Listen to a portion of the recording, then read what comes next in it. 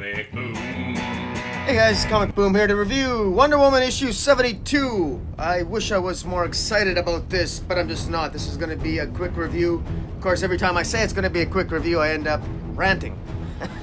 Boy, there's enough here to... Actually, maybe there isn't a lot to rant about this. Not much happens in this issue.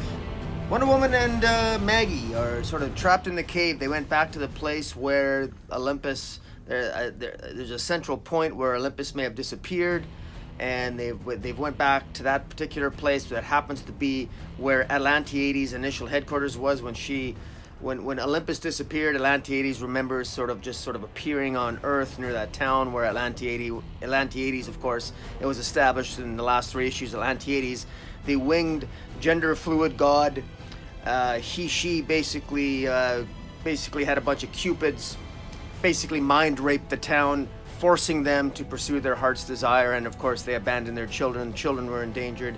They ended up screwing their neighbors. There was extreme violence ensued. Countless people were likely injured. Of course, Wonder Woman doesn't care about any of that.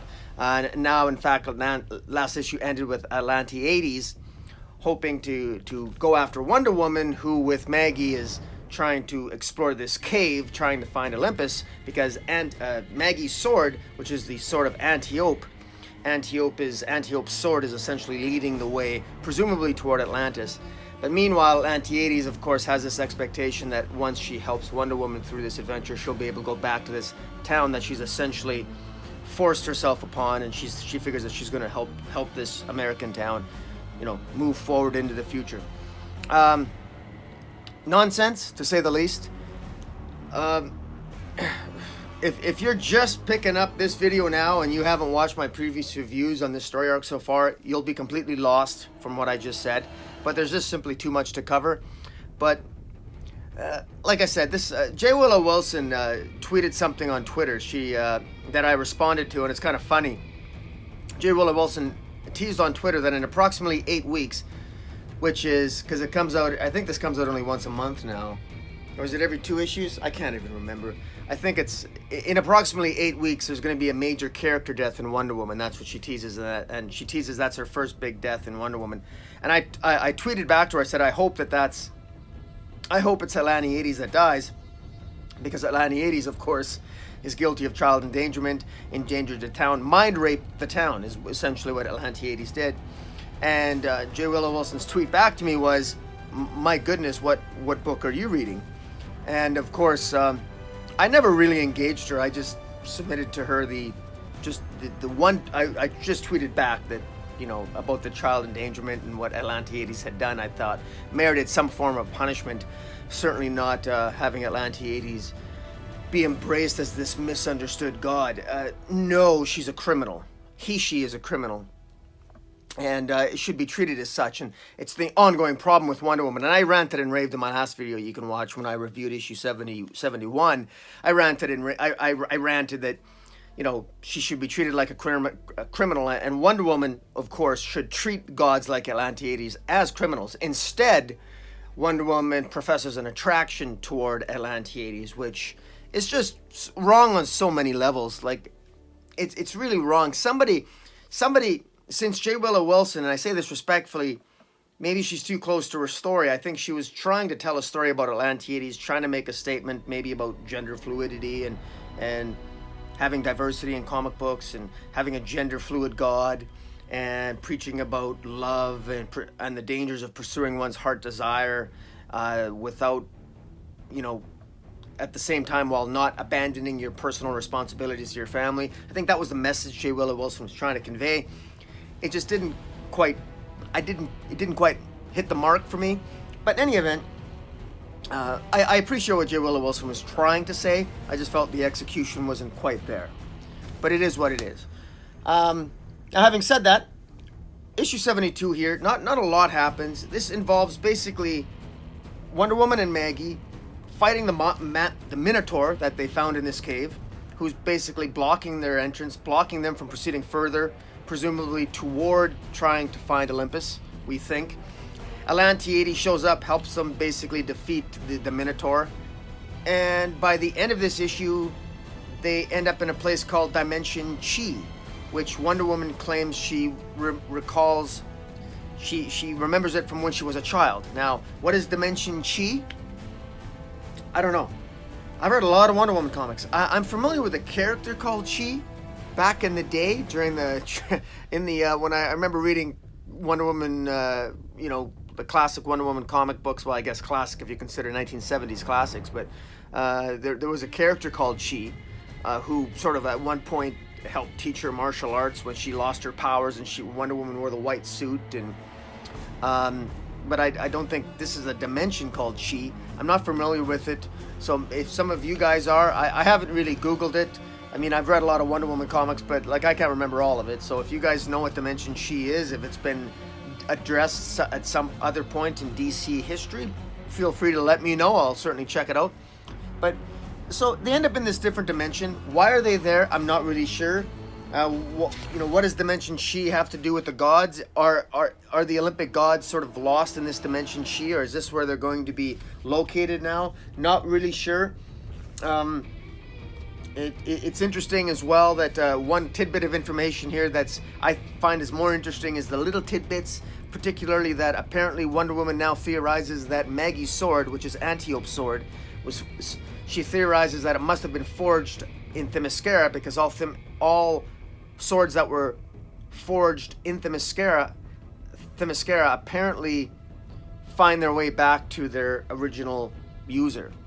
So why Wonder Woman never theorized that in earlier issues, I don't know, but there you have it. The art here, J. Willow Wilson is the writer, of course. The art, once again, I gotta find the page.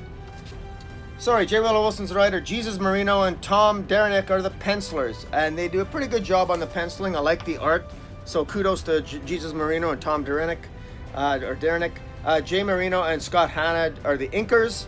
Romulo Fajudo Jr. does the colors. Pat Brosu does the lettering. And Terry and Rachel Dodson do the cover. Jenny Frison does the variant cover. I didn't get the variant cover again, only because I have to say, DC, I'm gonna give this general comment out here, because why not? I'm reviewing it. They're making a mistake on their choice for cover artists. They just are for Wonder Woman. Rachel Dodson and the Dodsons are a great creative team, but they've done so many Wonder Woman covers. They've done too many. Like, take them off. I mean, how many years worth of Wonder Woman covers have they done? I'm sorry, but you need to rock the boat a little bit, spice it up a little bit, have some word balloons on the page. There's a couple things where you did okay there, word balloons, but get different cover artists here. Also, I hate to say it, remove Jenny Frison as a all-variant cover artist. She's just too static. It's too it misses. It's a significant miss. It's a significant miss. Or if you're gonna have it, at least have a different main cover artist. They're both the main cover and the variant cover for Wonder Woman are significant misses for me. They're also not particularly reflective of the content of the comic book, and when it is, it's just not. There's something about the Dodsons that they're when there's serious subject matter or something happening in the pages of Wonder Woman, the Dodsons are more. They always significantly miss the tone of the content of the comic book. And they're always one tone, the Dodsons, when they do a cover. It's one tone, and it's always sort of a little bit cheesecakey and everything else. And bear in mind, I don't mind that. But at some point, with all the serious stuff going on, all the amazing storylines taking place in the DC universe, it's really hard to take Wonder Woman seriously when you kind of get a tone of a cover like this. I'm sorry, it is. It's just, I'm sorry, but this is a miss. This is a miss for me. Maybe you guys will disagree with me, but there just has to be more shoot spot for Wonder Woman here. There has to be more of a hook. And man, this storyline is boring as hell. All the exciting stuff happening in the DC universe with the breakdown of the Source Wall and what's going on in Justice League and Detective Comics and wow, and just the event Leviathan and what's happening in Batman. You might not like Tom King. Regardless of how you feel about Tom King, there's no denying that at least it's controversial. People are talking about it, but who's talking about this? Why would they talk about it? And not only that, it's insulting. How stupid does Wonder Woman have to be? She once again continues, I said, to tolerate gods that are criminals. I mean, this is reprehensible. And this is one long search. How many issues do we need to go through? Find Olympus already. It's not exciting. Find Olympus already. We got Maggie in here, like she's in love with a goat man. I mean, you got bestiality. And then you got gender fluidity on the other hand, a criminal gender fluid god who likes endangering children and mind raping a town. I mean, come on. This is entertainment, and Wonder Woman's accepting of it. Oh, it's accepting of it. Oh, it's okay, Maggie. You want to go screw a goat man? Go ahead. No big deal. Yeah, whatever. Really? Really? I mean, I know Wonder Woman's about love, but isn't there some boundaries that even an Amazon won't cross? Come on. Anyways, whatever. I guess no judgment? Is that what I'm supposed to say? Well, I'm sorry. You know, it just seems a little bit off to me. Focus on the story. Let's get some exciting story movement here. Like, what's the point of the story? I don't really know what the point of this last 4 issues was. Love is a battlefield. So that's just the last 4 issues. Love is a battlefield. Well, okay. Well, it's a battlefield when you mind rape a town. When you force a town to pursue when you force them to love, when you force them to love their neighbor, yeah, it's going to be a battlefield. You're going to endanger children. And let's not forget that when you call a story arc, love is a battlefield, and you have a new god, Atlantiades, basically come along and basically force a town to love and cause other destruction, and then turn around and have Wonder Woman do nothing, doesn't really stop Atlantiades, doesn't punish Atlantiades, lets Atlantiades go, doesn't tell her that she's going to be held accountable, doesn't incarcerate her, doesn't put her in jail, doesn't hold her accountable, but then just wanders off, and then Atlantiades suddenly decides that she's going to do the heroic thing and help Wonder Woman, and then Aphrodite, the goddess of love, who confronts her son/daughter Atlantiades. And what does Aphrodite do? Aphrodite, she doesn't scold her daughter/son. She doesn't do that. No, she doesn't scold him or her. She once again just wants to reconcile. She didn't seem to bother her that she used love as a battlefield, that all the raping, mind raping she did of the town, manipulation, the chaos, the violence that she caused, all that stuff, that didn't seem to bother Aphrodite either. So we got a failure of character in Wonder Woman, we got a failure of character in Aphrodite, we got a criminal character, Atlantiades. The only character here that seems to be even slightly remotely heroic is Maggie, and of course the only thing wrong with Maggie is that she's attracted to goat people. So, you know, other than that, everyone in this issue in this comic right now is somehow psychologically compromised. And thank God I drink. I mean, don't get me wrong, it's kind of funny. And once again, I said it was going to be a short review, and I'm at the 14-minute mark here. It's ridiculous. But I mean, this is what happens with these comics. It's just one thing after another. Like, is it any wonder no one's talking about this? But ironically enough, there's actually lots to talk about. I mean, look, if you're gonna go there, Miss Wilson, I would suggest go all the way. I mean, if you're gonna have Maggie love the goat man, you might as well have her do the deed with the goat man. You know, have a little goat humans running around, or whatever you call them. What do you call a hybrid between a goat man and a human anyway? I don't know. Goat? I don't know. What's the name of that? I don't even know what you call it.